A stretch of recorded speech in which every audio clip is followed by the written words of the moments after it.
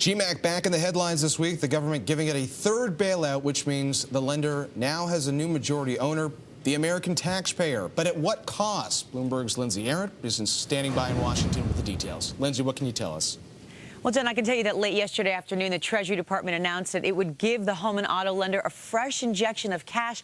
We're talking about $3.8 billion. Now, here's what Treasury had to say, quote, "These actions offer the best chance for GMAC to complete its restructuring plan and return to the private capital markets for its debt financing and capital needs in 2010. But not everyone is convinced that this is the right move for the company."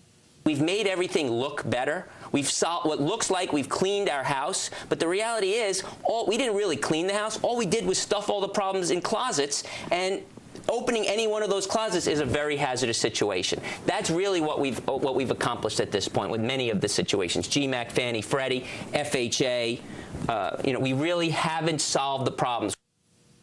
What critics are pointing to is the fact that GMAC has a very long and tangled relationship with Uncle Sam. Prior to today, the government stake was 35.4%. But now with this latest round of aid, the taxpayer owns 56.3% of the company.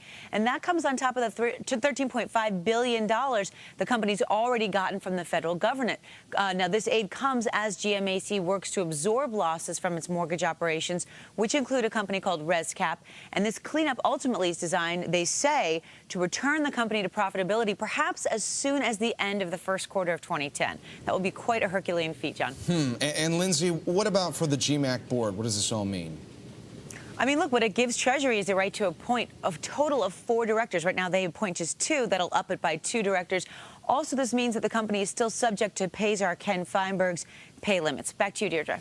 Lindsey, thanks very much. Lindsey Arent there for us from D.C.